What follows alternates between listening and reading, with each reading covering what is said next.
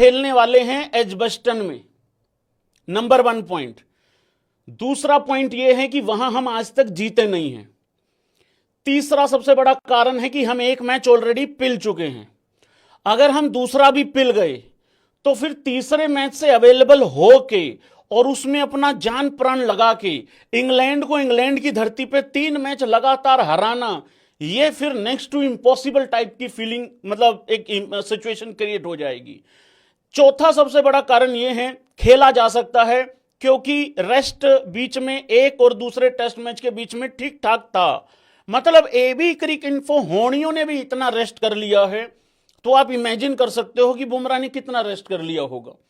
लेकिन इसमें सबसे बड़ा पेच ये है कि भाई तीसरा मैच तो शायद लॉर्ड्स में है, तो अगर दूसरा खेल लिया तो भाई तीसरा नहीं खेल पाएगा भाई। लेकिन अगर इंडिया दूसरा ही पिल गई तो फिर तीसरे में अवेलेबल होके भी कुछ खास नहीं हो पाएगा।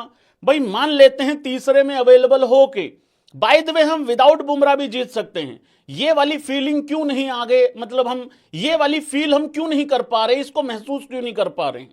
विदाउट बुमराह हम हारेंगे ही हारेंगे, ऐसा क्यों मान के चलते हैं।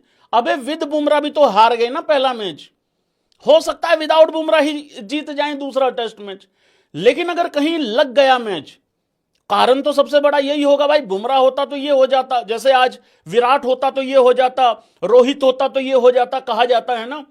तो अगर बुमराह दूसरे में नहीं हुआ और इंडिया हार गई और तीसरे में हुआ और इंडिया जीत भी गई, तो फिर भी बुमराह को एक टेस्ट मैच में तो फिर भी रेस्ट करना है। आई थिंक वो चौथा होगा या पांचवा होगा, उसमें से एक होगा।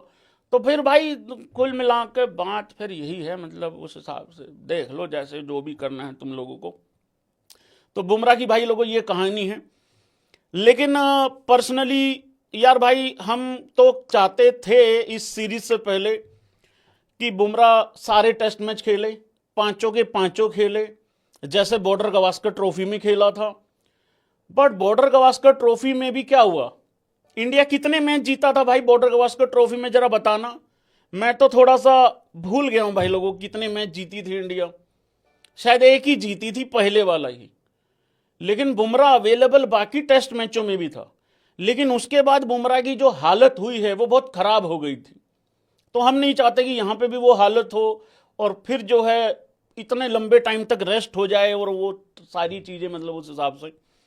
तो ये है भाई लोगों बुमराह का लॉजिक। अब बुमराह को भी कुछ ज्ञान दे रहे हैं लोग, ऐसे कैसे रेस्ट ले सकते हो भाई, तुमसे पूछ के लेगा। फिर दोबारा कह रहा हूं, अगला ये फॉर्मेट खेल रहा है, इसको एहसान ही समझो। एहसान इन द सेंस